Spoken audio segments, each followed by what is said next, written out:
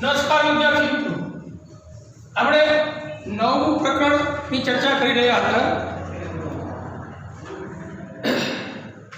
છેલ્લે આપણે ઉદ્વિકાસની વાત કરી રહ્યા છીએ. ગયા લેક્ચરમાં આપણે ઉપાધિ અને આનુવંશિક લક્ષણો વિશે પણ ચર્ચા કરી હતી. જેનેટિક ફેરફારો જે થતા હોય, માતા પિતાના જે ડીએનએમાં લીકી જે જનીનો છે એના ડીએનએમાં જે ફેરફાર અને સંતતિમાં એ ઉતરી આવે છે, એમાં આનુવંશિક લક્ષણો વિશે આપણે ચર્ચા કરી હતી. પણ પરિવારમાં થતા ફેરફારના કારણે જે લક્ષણો માનવ શરીરમાં ઉત્પન્ન થયા હોય એવા લક્ષણો ઉપાધિક લક્ષણો છે. દાખલા તરીકે કોઈ વ્યક્તિ જો વ્યવસ્થિત રીતે કરી શકે છે તો તરતા આવડવું એ ઉપાધિક લક્ષણ છે. કોઈ સારી વ્યવસ્થિત ભાષા તમે બોલી શકો છો માતૃભાષા સિવાય, તો એ પણ એક ઉપાધિક લક્ષણ છે. પછી જ્યારે માતા પિતામાં કોઈ વાકડિયા વાળ હોવા, કળી નિકાલો રંગ, એ બાળકમાં ઉતરી આવવા કેટલા આનુવંશિક લક્ષણો છે, આવી ચર્ચા આપણે કરી ગયા છીએ. પછી આપણને જાતિ નિર્માણ આપ્યું છે.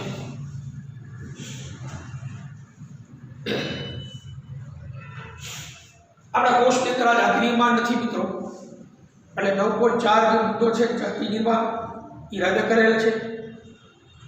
એને રદનું લક્ષણ જે પ્રશ્નો પણ છે એ પણ આપણને બોર્ડમાં નહીં પૂછાય. પણ તેમ છતાં આજે જાતિ નિર્માણ જે છે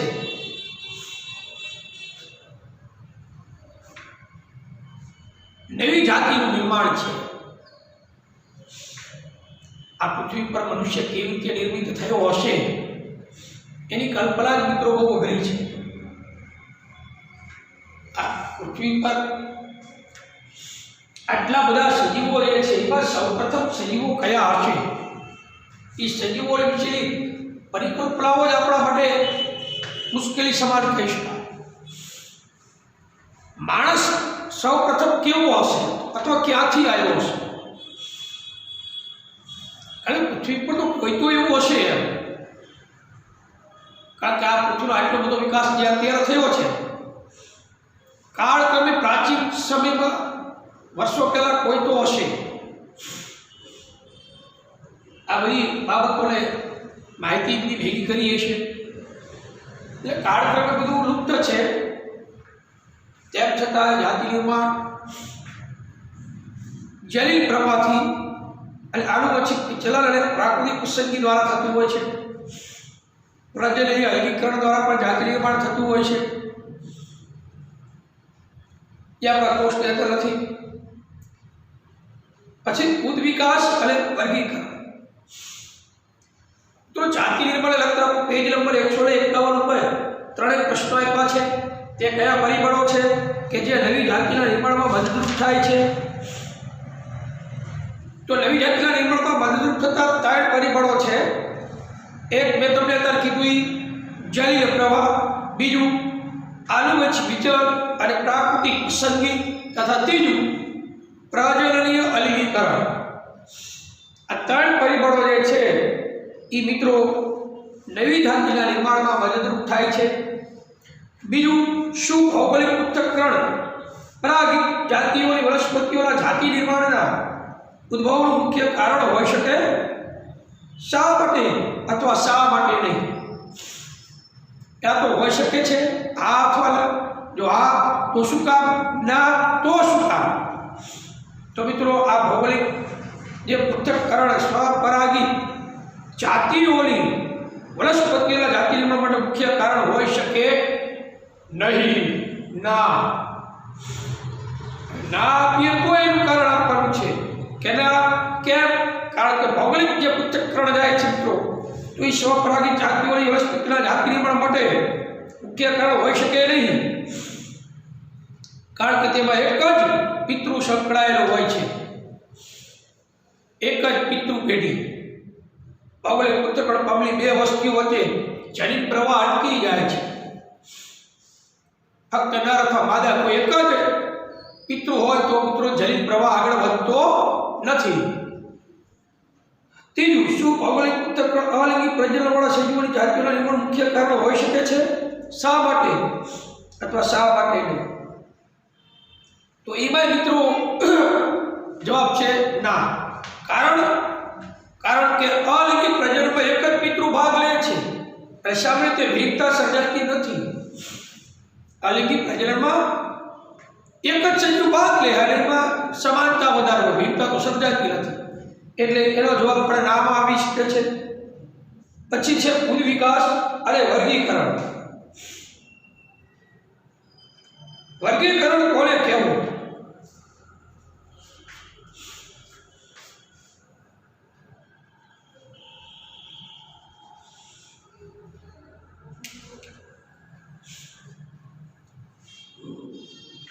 સજીવોમાં રહેલી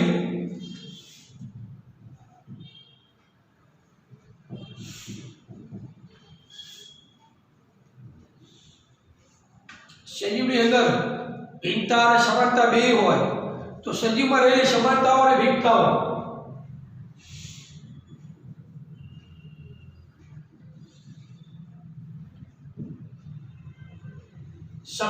અને ભિન્નતાઓ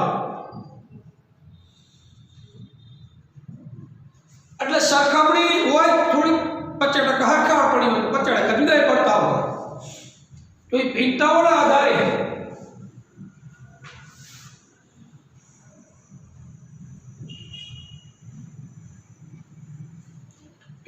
આધારે તેમની જુદા જુદા સમૂહમાં ગોઠવણી.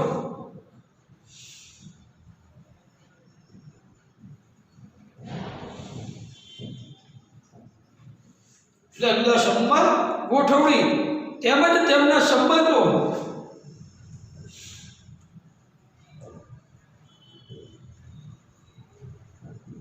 સજીવો વચ્ચેના જે સંબંધો જે છે એમના સંબંધો સમજાવતી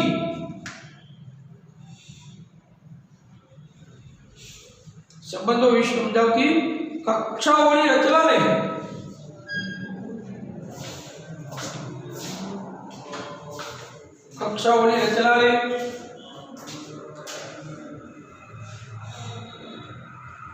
વર્ગીકરણ તરીકે ઓળખવામાં આવે છે.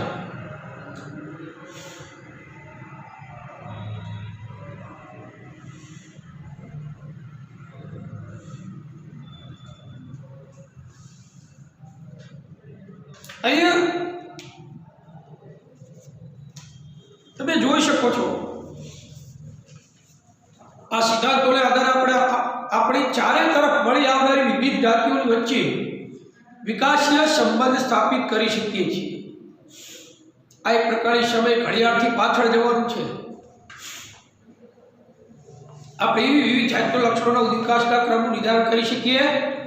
આ ક્રિયાને સમજવા માટે આપણે ધોરણ 9માં આપણે અભ્યાસ કરેલા સજીવોનું વર્ગીકરણ યાદ કરો. વિવિધ સજીવોની વચ્ચે રહેલી સમાનતાઓ આપણને તે સજીવોને એક સમૂહમાં મૂકવામાં આવે છે અને પછી તેમના અભ્યાસનો અવસર આપે છે.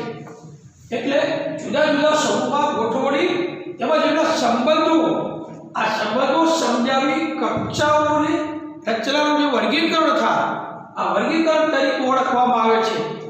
તો અહીંયા તેના માટે કયા લક્ષણો સજીવો વચ્ચે આધારભૂત વિવિધતાઓનો નિર્ણય કરે છે, એટલે તેના માટે કયા લક્ષણો વચ્ચે મહત્વપૂર્ણ ઓછા ભેદનો નિર્ણય લેશે. લક્ષણો વિશે આપનો અભિપ્રાય શું છે? બાહ્ય કદ અથવા વિવરણાત્મક લક્ષણ કહેવાય છે. બીજા શબ્દોમાં કહીએ તો વિશેષ રીતે અથવા વિશેષ કાર્યનું લક્ષણ કહેવાય છે. જેમ કે આપણને 4 પગ હોય છે, 4 પગ. આ પ્રશ્ન થાય છે આપણને 2 પગ છે. આપણને 4 પગ હોય છે, આ એક લક્ષણ છે. વનસ્પતિઓમાં પ્રકાશ સંશ્લેષણ થાય છે, આ પણ એક લક્ષણ જ છે. જે ઘટના સજીવોમાં ઘટી રહી છે એ લક્ષણો છે. એટલે અહીંયા કેટલીક આધારભૂત લાક્ષણિકતા મોટા ભાગના સજીવોના અંદર સમાન હોય છે. જેમ કે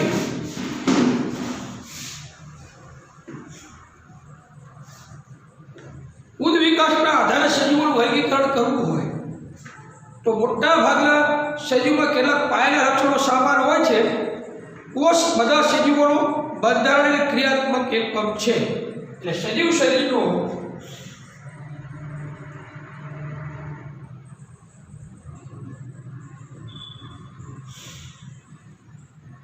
રચનાત્મક અને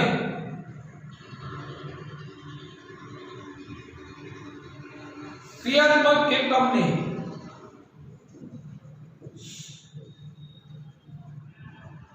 કોષ કહેવાય.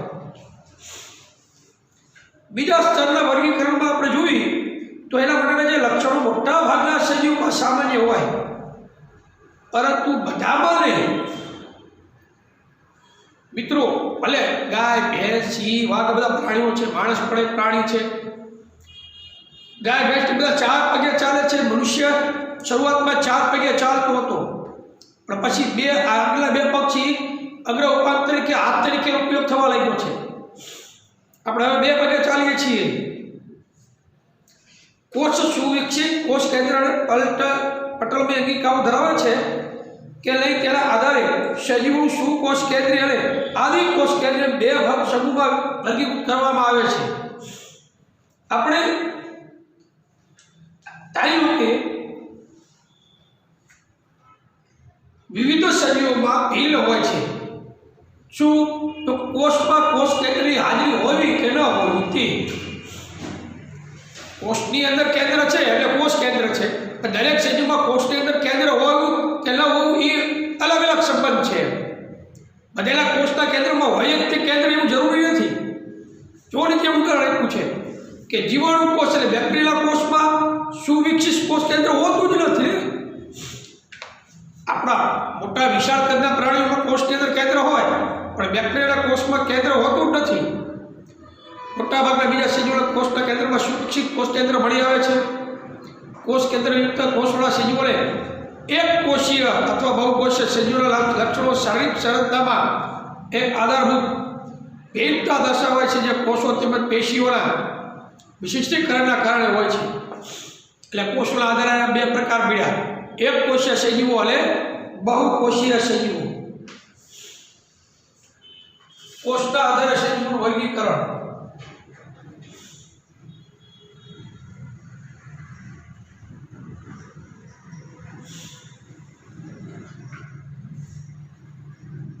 એક કોષીય, બહુકોષીય.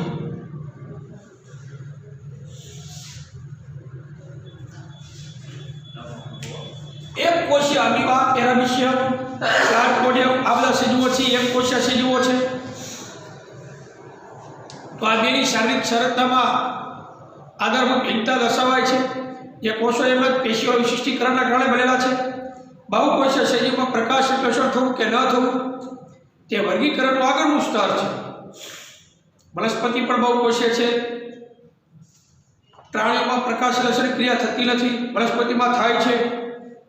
આ બહુકોષીય સજીવો જેમાં પ્રકાશ સંશ્લેષણ થતું નથી, તેમાં કેટલાક સજીવ એવા છે જેમાં અંતઃકંકાલ હોય છે અને કેટલાક બાહ્ય કંકાલ. એક અન્ય પ્રકારની આધારભૂત રચનાનો ભેદ હોય છે. એક કોષીય સજીવ પ્લાઝ્મોડિયમ, પેરામીશિયમ, અમીબા. બહુકોષીય સજીવોમાં પ્રાણીઓ, વનસ્પતિ. બરોબર. વર્ગીકરણ કેવી રીતે થાય?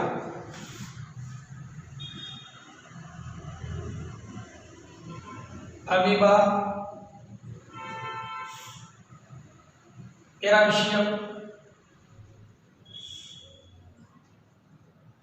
પ્લાઝ્મોડિયમ. હવે બહુકોષીય સજીવો છે એમાં પ્રકાશ સંશ્લેષણ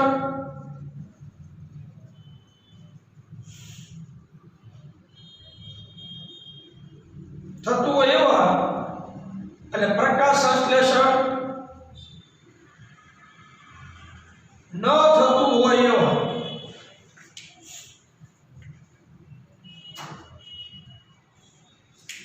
તો પ્રકાશ સંશ્લેષણ થતું હોય એમાં વનસ્પતિ અને આમાં પ્રાણીઓ. બરોબર. હવે પાછળ એમાં એક પ્રકાર પડે મિત્રો, એમને જો આપ્યું છે કે બહુકોષીય સજીવો જેમાં પ્રકાશ સંશ્લેષણ થતું નથી એમાં કેટલાક સજીવ એવા છે જેમાં અંતઃકંકાલ હોય છે અને કેટલાક બાહ્ય કંકાલનું લક્ષણ ધરાવે છે. આપણે પાછા બે ભાગ પડી શકે, અંતઃકંકાલ વાળા અને બાહ્ય કંકાલ વાળા. લ્યો એટલે આવી રીતે આ વર્ગીકરણ તૈયાર થાય છે. એટલે અહીંયા આ થોડાક પ્રશ્નો જે આપણે અહીંયા પૂછેલા છે જેના દ્વારા આપણે જોઈ પણ શકીએ છીએ કે વિકાસ ક્રમનો વિકાસ થઈ રહ્યો છે, જેના આધારે વર્ગીકરણ માટે સમૂહ બનાવી શકાય છે. બે જાતિઓ જેટલી વધારે લક્ષણોમાં સમાનતા ધરાવે, બે જાતિઓ એક હરખા સમાન લક્ષણ, ગાય અને ભેંસો, તો તમે જો સમાન લક્ષણ તો ભલે દૂધ આપે છે, ખાલી કલર જુદો જુદો છે એમ કહી શકાય. ગાય માતા તરીકે ઓળખાય છે, ભેંસું તમે જો માતા તરીકે ઓળખાતી નથી. એ તો ધાર્મિક બાબત છે, એને વિજ્ઞાનમાં કોઈ જરૂર રહે નહીં. પણ બેની લક્ષણો સામાન્ય રીતે છે. સિંહ વાઘ તમે જુઓ એ પણ બે માંસાહારી સજીવ છે, ખાલી બોડી સ્ટ્રક્ચર પ્રમાણે થોડા જુદા પડે છે. એટલે બે જાતિઓ જેટલી વધારે લક્ષણોમાં સમાનતા ધરાવે તેમના સંબંધ પણ એટલો જ નજીકનો હોય છે.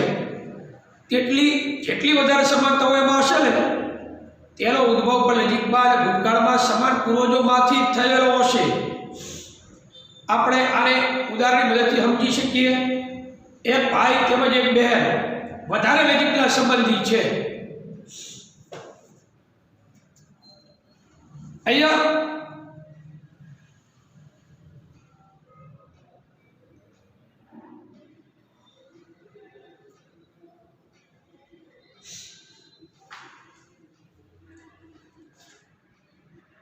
એક એક્ઝામ્પલ આપ્યું છે.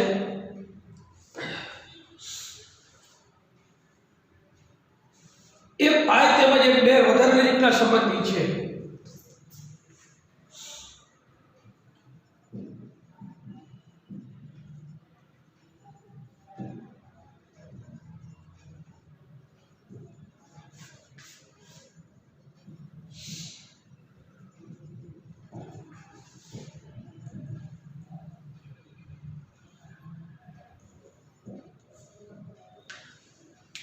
સગા ભાઈ બહેન હોય તો એ બે એકદમ નજીકના સંબંધી થયા,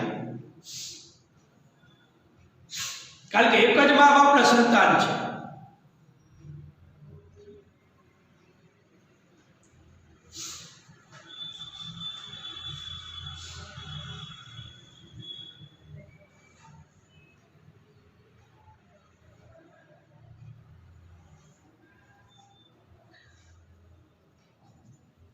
આ એ અને બી માતા અને પિતા જે છે ગર્ભમાતા એમનામાંથી બે બાળકો જન્મે,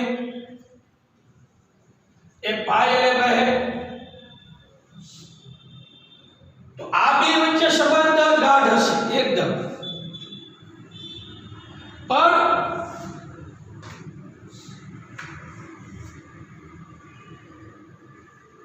આગની જે પેઢી હશે, જે એમના જે દાદા હશે એમના જે બે બાળકો હોય, તો એમના જે બે સંતાનો છે એક ભાઈ અને એક બહેન, તો આ બે જેટલા ગાઢ હશે ને એ આ બેનો સંબંધ બે વચ્ચે પાછું થોડો ડિફરન્સ હશે. આ બે સગા ભાઈ બહેન બે ગાઢ હશે, પણ આ બે જે હશે એ પિતરાય ભાઈ બહેન હશે. હવે કાકા દાદા જે ભાઈ બહેન થતા હોય ને એમાં આમાં જે નજીકનો સંબંધ વધારે છે, આ થોડો દૂરનો સંબંધ આવી જાય છે, બરાબર. એટલે ભિન્નતા થોડી વધારે હશે, કારણ કે પિતરાય ભાઈ બહેન વચ્ચે સંબંધ નજીકનો ન ગણે. જેટલો સંબંધ સગા ભાઈ બહેનનો સંબંધ નજીકનો છે એટલો પિતરાય ભાઈ બહેનનો સંબંધ નજીકનો ન ગણે. મામા ફાઈના જે ભાઈ બહેન થતા હોય તો એમાં તમે જુઓ, મમ્મી આપણા મમ્મી હોય, પછી આપણા મામા હોય, તો આપણા મમ્મીને આપણા મામાના મમ્મી પપ્પા એક છે. પણ આપણા મામાનો દીકરો ભાઈ હોય, આપણા ભાઈ બહેન, તો એ આપણી વચ્ચે એમની વચ્ચે થોડો દૂરનો સંબંધ આવી જાય છે. આપણે સગા ભાઈ બહેનો તો આપણી વચ્ચે નજીકનો સંબંધ હોય છે, એટલે એ ભાઈ અને બહેન વચ્ચે નજીકનો વધારે સંબંધ હોય છે, પણ એનું કારણ શું? એક ભાઈ તેમજ એક બહેન વધારે નજીકના સંબંધી છે. એનું કારણ એ તેનાથી પહેલી પેઢીમાં તેમના પૂર્વજ સમાન હતા, એટલે કે તેઓ એક જ માતા પિતાના સંતાન છે. આ એક જ માતા પિતાના સંતાન છે આ ભાઈ બહેન. છોકરીના કાકાના કે મામાના ભાઈ બહેન, છોકરીના કાકાના કે મામાના ભાઈ બહેન એટલે ફર્સ્ટ કઝિન કહેવાય, પણ એનાથી સંબંધિત હોય છે, પરંતુ તેના પોતાના ભાઈથી ઓછો નજીકનો સંબંધ છે. કાકાના કે મામાના ભાઈ બહેન હોય એ કઝિન જ છે, પહેલા ફર્સ્ટ કઝિન, એમની વચ્ચે સંબંધ નજીકનો જ છે, પણ પોતાના સગા ભાઈ કરતા થોડોક દૂરનો સંબંધ થયો. કારણ કે સગા ભાઈનો જે નજીકનો સંબંધ છે એટલો પિતરાય ભાઈ બહેનનો નજીકનો સંબંધ હોતો નથી. સગા ભાઈ બહેનના ચહેરા મળતા આવતા હોય એકદમ બરોબર, મામાના કે કાકાના ભાઈ બહેનને ચહેરો આપણને મળતો ન આવતો હોય. શા માટે? કારણ કે સંબંધ દૂરનો થઈ જાય છે ત્યારે, પરંતુ તેના પોતાના ભાઈથી ઓછો નજીકનો સંબંધ છે. મુખ્ય કારણ એ છે કે તેઓ પૂર્વજ સમાન છે, એટલે કે દાદા દાદી જે તેમની બે પેઢી પહેલાના છે કે એક પેઢી પહેલાના. તો મિત્રો પેઢી દર પેઢીનો એક ચાક બનાવીએ તો તમને વધારે ખ્યાલ આવે.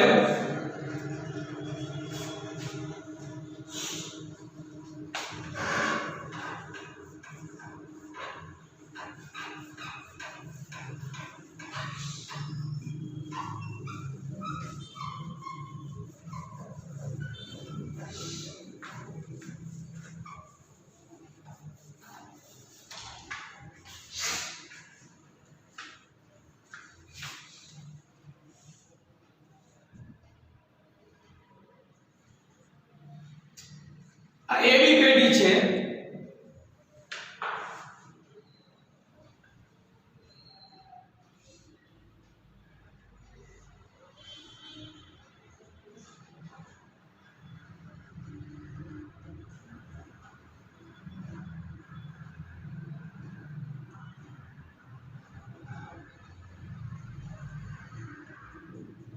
આ પેઢી જે જન્મે છે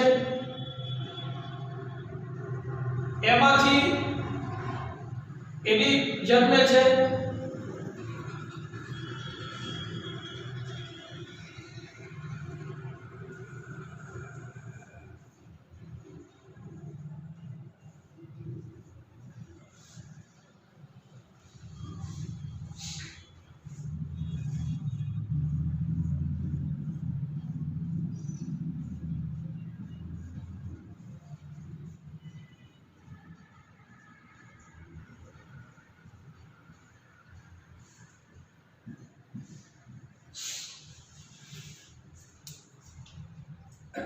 તમે જો આ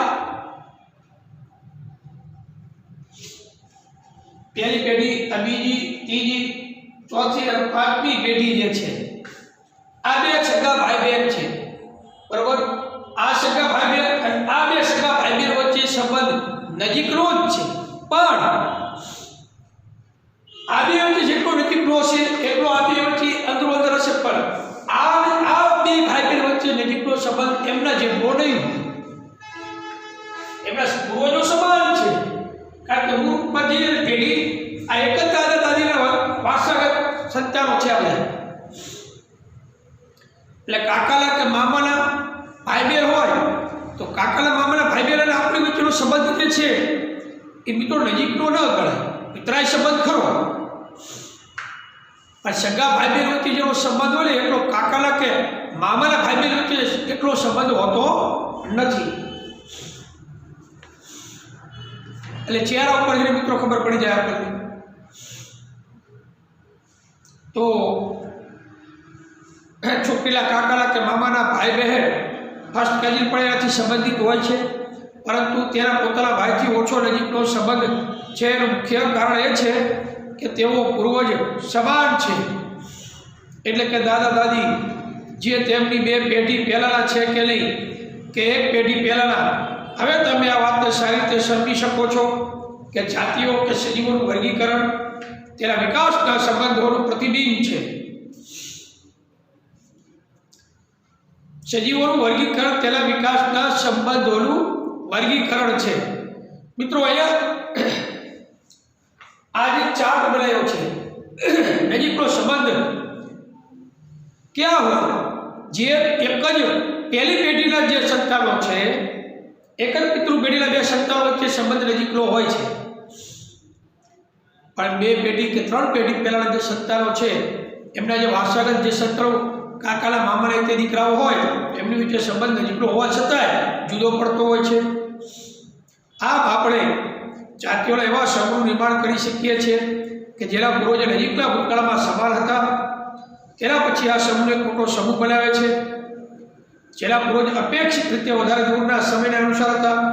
સહેજાદી રીતથી આ પ્રકારની ભૂતકાળની કડીઓનું નિર્માણ કરતાં આપણે વિકાસની પ્રારંભિક સ્થિતિ સુધી પહોંચી શકીએ છીએ. પ્રાચીન કાળમાં જેમ જેમ ફેરફાર થતા ગયા એમ મિત્રો આપણે આ વિકાસ જે છે, તો અહીંયા તમે જોઈ શકો છો કે આપણે એવા જાતિઓના એવા સમૂહ નિર્માણ કરી શકીએ છીએ કે જેના પૂર્વજ નજીકના ભૂતકાળમાં સમાન હોય. બહુ જાજો શબ્દ નજીકના ભૂતકાળમાં એમના પૂર્વજો સરખા હતા. એના પછી આ એક સમૂહનો એવો મોટો સમૂહ બનાવે છે કે જેના પૂર્વજ અપેક્ષિત રીતે વધારે દૂરના હતા. સૈદ્ધાંતિક રીતથી આ પ્રકારની ભૂતકાળની કડીઓ જે આપણે નિર્માણ કરતા આપણે વિકાસની પ્રારંભિક સ્થિતિ સુધી પહોંચી શકીએ છીએ. પણ એમાં સમય માંગેલા છે મિત્રો. જ્યાં એકમાત્ર જાતિ હતી ત્યાં પહોંચવાની વાત છે ટૂંકમાં કે પૃથ્વી પર સૌ પહેલાં કઈ એક જાતિ હતી. તો આ રીતે આ વારસાગત જે વેરો છે આગળ ધપાવતા જઈએ તો આપણને ખ્યાલ આવે કે આપણા પૂર્વજો કઈ રીતે અથવા કઈ જાતિ હતી. સૌપ્રથમ જો આ સત્ય હોય તો જીવની ઉત્પત્તિ ચોક્કસ અજૈવિક પદાર્થોમાંથી જ થઈ હશે. પૃથ્વી પર સજીવ આવ્યા કીધી 9 ગ્રહો છે, બીજા ગ્રહો પર સજીવ સૃષ્ટિનું કોઈ નિર્માણ કે એની માહિતી હજુ પ્રાપ્ત થઈ નથી. મંગળ, બુધ, શુક્ર, યુરેનસ, શનિ આ બધા જે ગ્રહો છે ત્યાં ભલે આપણા પિયાણીઓ પૂછી ગયા હોય. મંગળ ઉપર ભારતે માર્સયાન મોકલી દીધું છે, મિશન મંગળ પર બનાવી નાખ્યું. ફિલ્મો દ્વારા ખાલી માહિતી આપણે પૂરી પાડવામાં આવે છે. 450 કરોડના ખર્ચે આપણે મંગળ પર યાન મોકલવામાં સફળતા પ્રાપ્ત કરી. પણ તમે જુઓ ત્યાં હજુ સુધી કોઈ જીવ કે સજીવ યા હોવાના કોઈ પુરાવા પ્રાપ્ત થયા નથી. પૃથ્વી એક જ એવો ગ્રહ છે કે જ્યાં સજીવ સૃષ્ટિને અનુકૂળ વાતાવરણ આવેલું છે. શુક્ર, બુધ આ બધા ગ્રહો જે છે પૃથ્વીની આજુબાજુ નજીકના ગ્રહો છે કે જ્યાં માણસ પહોંચવા માટે અથામણ કરી રહ્યો છે, દાવો પણ કરી રહ્યો છે. મંગળ ઉપર કાળા માથાનો માનવી પહોંચે તો નવાઈ નહીં. તો અહીંયા આપણે એવું સત્ય, જો આ બધી સત્ય બધી બાબત હોય તો જીવની ઉત્પત્તિ ચોક્કસ અજીવિત પદાર્થોમાંથી થઈ હશે. આ કેવી રીતે સંભવિત થયું હશે તેના વિશે અનેક સિદ્ધાંતો છે. તે રસપ્રદ બાબત હશે. જો આપણે આવા સિદ્ધાંતોનું નિર્માણ કરી શકીએ, આપણે એનાથી વાકેફ નથી મિત્રો. અજૈવિક પદાર્થમાંથી સજીવ કેવી રીતે નિર્માણ પામે તો ઉદ્વિકાસ સંબંધ વડે શોધવા જે આપણે જ્યારે આપણે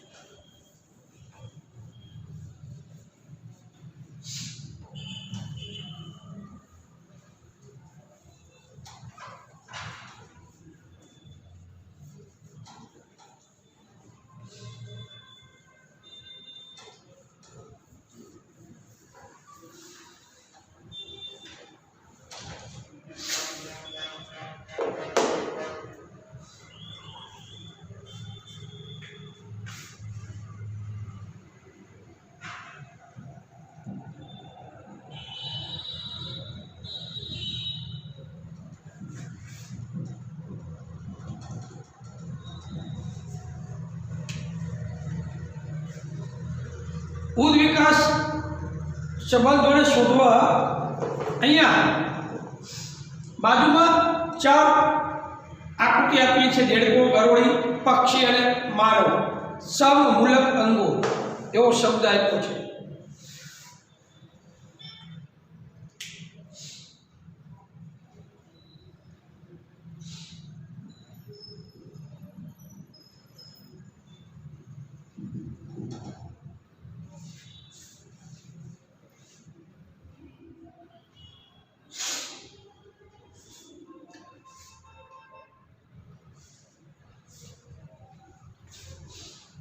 આને રચના સદસ્ય અંગો પણ કહેવાય.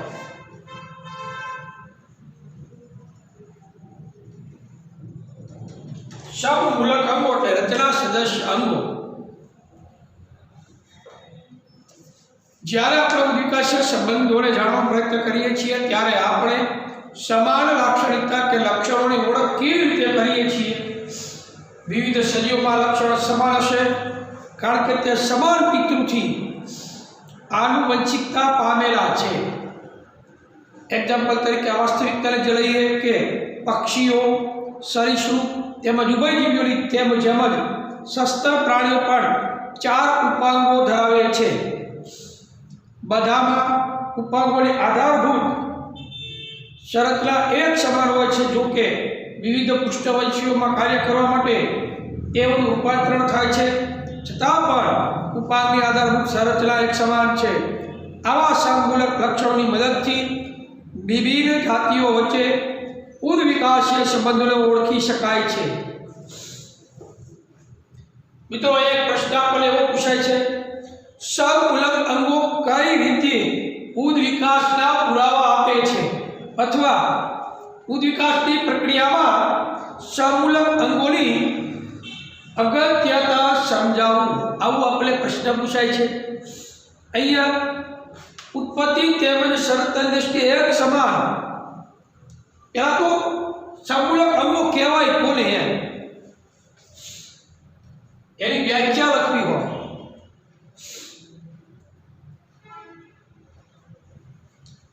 ઉત્પત્તિ તેમજ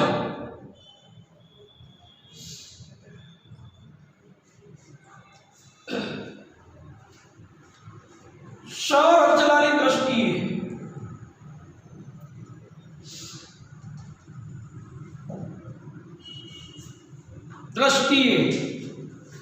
એક સમાન.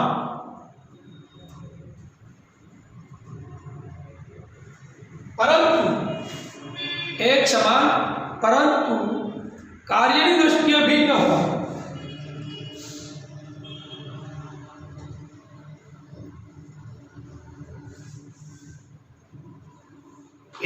ભિન્ન એટલે જુદા હોય તેવા અંગોને સમમૂલક અંગો.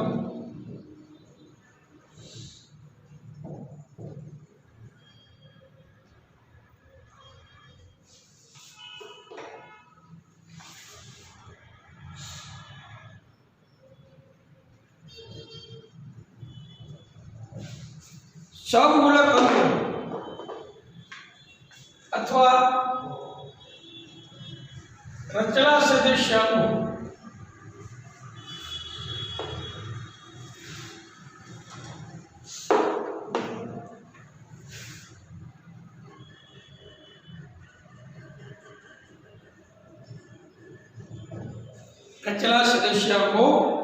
કહે છે. એક્ઝામ્પલ તરીકે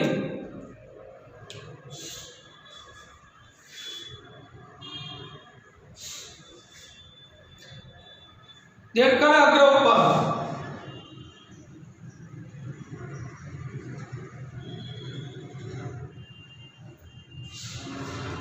દેડકાના આગળના જે 2 હાથ છે તમે જોઈ શકો છો આકૃતિમાં. દેડકાનું અગ્ર ઉપાંગ, પછી ગરોળીના અગ્ર ઉપાંગ,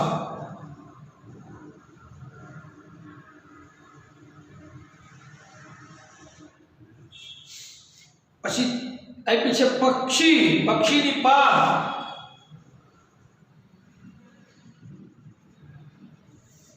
પછી મનુષ્યનો હાથ,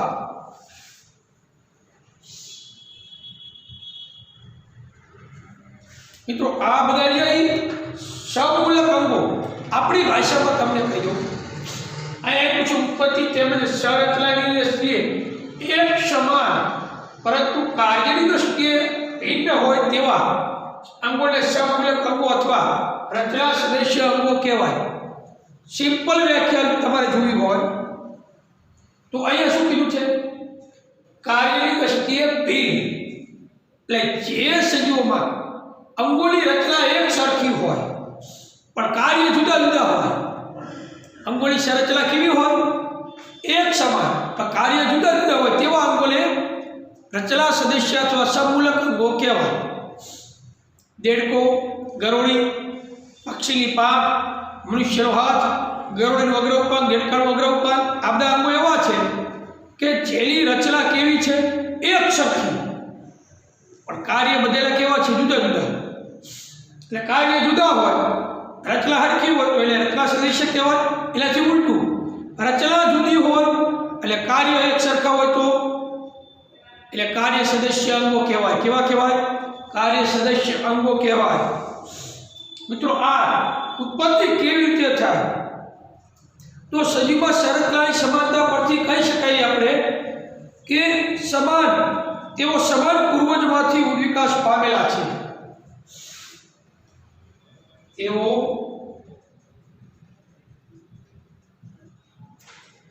સમાન પૂર્વજ કેવા? એક સરખા સમાન પૂર્વજમાંથી વિકાસ પામેલા છે. ખ્યાલ આવ્યો? બે ગુણમાં પ્રશ્ન પૂછાય, શું રચના સદસ્ય અંગો એટલે શું? ઉદાહરણ આપો. તો એની વ્યાખ્યા પડી ઉત્પત્તિ તેમજ સંરચનાની દ્રષ્ટિએ એક સમાન પરંતુ કાર્યની દ્રષ્ટિએ ભિન્ન હોય તેવા અંગોને સમૂલક અથવા રચના સદસ્ય અંગો કહેવાય છે. એક્ઝામ્પલ તરીકે દેડકાના અગ્ર ઉપાંગ, ગરોળીના અગ્ર ઉપાંગ, પક્ષીની પાંખ, મનુષ્ય હાથ આ જે બધા અંગો છે તો એ સમાન પૂર્વજમાંથી જ વિકાસ પામેલા છે, ઉત્પન્ન થયેલા છે. મિત્રો અહીંયા આ જે પામની પાયાની રચના કેવી હોય છે ખબર છે? અહીંયા પાયાની રચના એક સમાન હોય છે પણ કાર્ય કેવો હોય છે? કાર્ય જુદા જુદા હોય છે એટલે રચના સદસ્ય અંગો કહે છે. મિત્રો બીજો એક પ્રશ્ન તમને પૂછે છે, પરંતુ કોઈ અંગના આકારમાં સમાનતાઓ હોવી તેનું એકમાત્ર કારણ પૂર્વજ જ નથી. ચામાચીડી તેમજ પક્ષીની પાંખ વિશે તમે શું વિચારો છો? પક્ષી તેમજ ચામાચીડિયાની પાંખ હોય છે પરંતુ ખિસકોલી તેમજ ગરોળીની પાંખ હોતી નથી. તે શું પક્ષી તેમજ ચામાચીડી વચ્ચેનો સંબંધ ખિસકોલી અને ગરોળીની તુલનામાં વધારે નિકટ છે? તો અહીંયા તમે જોઈ શકો છો કે આના પહેલાં કે આપણે કોઈ તારણ કાઢીએ આપણે પક્ષી તેમજ ચામાચીડિયાની પાંખોનું અવલોકન સૂક્ષ્મ રીતે કરવું જોઈએ. જ્યારે આપણે એવું કરીએ છીએ ત્યારે આપણને ખબર પડે કે ચામાચીડિયાના અંદર જે પાંખ છે એ પાંખ મુખ્યત્વે મધ્યસ્થ આંગળીના મધ્યની ત્વચાના વિસ્તરણથી નિર્માણ પામે છે, પરંતુ પક્ષીની પાંખ છે તેના સંપૂર્ણ અગ્ર ઉપાંગની ત્વચાના વિસ્તરણથી બને છે જે પીછાઓથી ઢંકાયેલી રહે છે. આ બંને પાંખોની રચના તેમજ બંધારણ તેમજ સંઘટકોમાં વધારે ભિન્નતા છે. તેથી તેઓ એક જેવા દેખાય છે કારણ કે તે ઉડવા માટેનો ઉપયોગ કરે છે, પરંતુ બધાની ઉત્પત્તિ સંપૂર્ણ રીતે સમાન રીતે થયેલી નથી. આ કારણસર તેને સમરૂપ કે કાર્ય સદસ્ય અંગોનું લક્ષણ ગણવામાં આવે છે, નહીં કે સમમૂલક. એટલે પક્ષીની પાંખ એટલે ચામાચીડી પાંખ રહે એ રચના સદસ્ય અંગ નથી, કાર્ય સદસ્ય અંગ છે. તે વિચાર કરવો વધારે રસપ્રદ રહેશે કે પક્ષીના અગ્ર ઉપાંગ તેમજ ચામાચીડીના અગ્ર ઉપાંગને સમજાત માની શકાય અથવા સમરૂપ. તો એટલે સમમૂલક છે મિત્રો. એ સમરૂપ અંગો કાર્ય સદસ્ય અંગો કહેવાય, રચના સરખી નથી એની, બરાબર? એ સમમૂલક અંગો છે, સમરૂપ અંગો નથી. એટલે આપણે જોઈ શકીએ છીએ કાર્ય સદસ્ય અંગોમાં એક સરખો દેખાવ અને સમાન કાર્ય કરતા પરંતુ પાયાની રચના અને ઉત્પત્તિની દ્રષ્ટિએ તદ્દન જુદા હોય તેવા આપણે કાર્ય સદસ્ય અંગ કહેવાય. આપણી ભાષામાં મેં તમને કીધું રચના હરખી, કાર્ય જુદા જુદા એટલે રચના સદસ્ય એનાથી ઉલટું કાર્ય સરખા હોય એટલે રચના જુદી હોય, બાયની રચના કેવી હોય જુદી, અને કાર્ય સરખા હોય એટલે કાર્ય સદસ્ય અંગો કહેવાય. એક્ઝામ્પલ તરીકે પક્ષીની પાંખ ચામાચીડિયાની પાંખ, અથવા પતંગિયાની પાંખ અને પક્ષીની પાંખ. પતંગિયાની પાંખ ઉડવા માટે જ ઉપયોગ કરે છે, પક્ષીની પાંખ ઉડવા માટે જ ઉપયોગ કરે છે, એટલે કાર્ય બેના શું થયા હરખા. ચામાચીડી ઉડવા માટે ઉપયોગ કરે છે, કાર્ય ત્રણેયના હરખા થયા, પણ ત્રણેયની આંતરિક રચના જુદી જુદી. કારણ કે પતંગિયાની પાંખની બાહ્ય સ્તરમાંથી ઉદ્ભવે છે, એટલે પક્ષીની પાંખી આંતર સ્તરમાંથી ઉદ્ભવે છે. એ મિત્રો એક અગ્ર ઉપાંગનું સ્વરૂપ છે.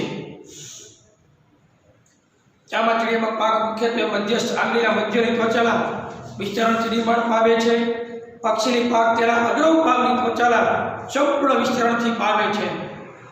પક્ષીની પાંખ આમ ખેંચો એટલે મિત્રો પક્ષી મૃત્યુ પામે.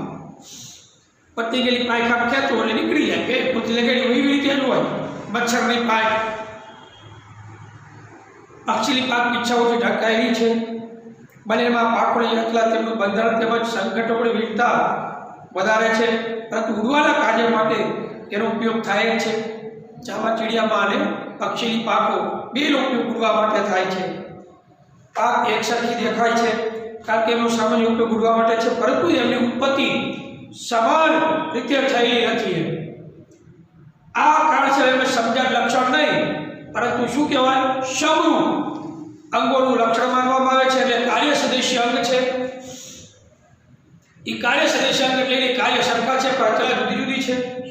વિવિધ પ્રાણીઓમાં કાર્ય સદસ્ય અંગની હાજરીના પુરાવા દર્શાવે છે કે આ પ્રાણીઓ સામાન્ય પૂર્વજમાંથી વિકાસ પામ્યા નથી, પરંતુ તેમના પર્યાવરણને અનુકૂળ થવા પ્રમાણ બલિયા સમાન કાર્ય કરે છે.